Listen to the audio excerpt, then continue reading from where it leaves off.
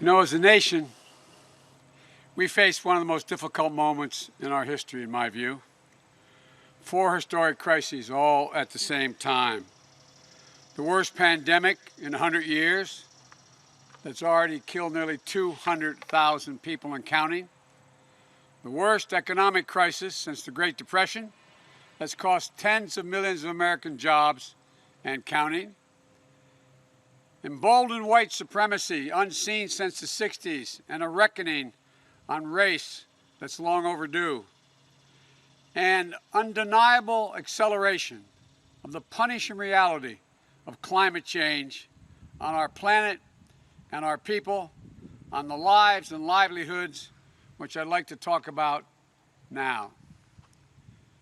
Jill and I continue, as I suspect all of you do, is pray for everyone in California, Oregon, and Washington, and across the West as these devastating wildfires rage on, just as we hold them in our hearts, those who have faced the hurricanes, tropical storms off our coast of Florida, North Carolina, or like parts of New Orleans that in fact have just been issued an emergency evacuation order for Hurricane Sally. Floods and droughts across the Midwest, the fury of climate change everywhere, all this year and right now. We stand with our families who have lost everything, the firefighters, the first responders, risking everything to save others, and the millions of Americans caught between relocating during a pandemic or staying put as ashes and smoke pollute the air they breathe. Just think about that. People are not just worried about raging fires. They're worried about the air they breathe, about the damage to their lungs. Parents are already worried about COVID-19 for their children when they're indoors, and now they're worried about asthma attacks if their kids are outside. Over the past 2 years, the total damage from wildfires has reached nearly $50 billion in California alone. $50 billion. This year alone, nearly 5 million acres have burned across 10 states, more acreage than the entire state of Connecticut. And it's only September. California's wildfire season typically runs through October. Fires are blazing so brightly, smoke reaching so far, NASA satellites can see them 1 million miles away in space. The cost of this year's damage will again be astronomically high. But think of it from the view on the ground, in the smoldering ashes. Loved ones lost, along with the photos, the keepsakes, all the memories.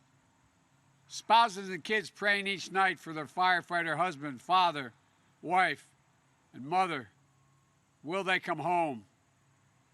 Entire communities destroyed.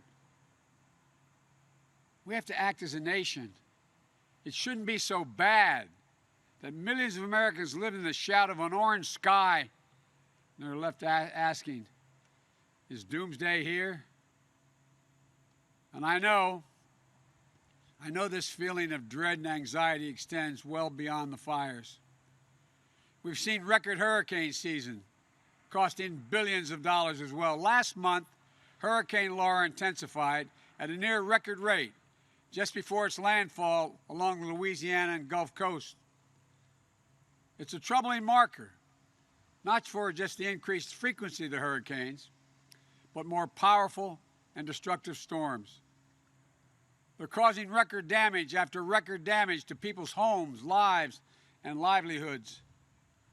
And before it intensified and hit the Gulf Coast, Laura ravaged Puerto Rico, where 3 years ago Hurricane Maria, our fellow Americans there are still recovering from its damage and devastation.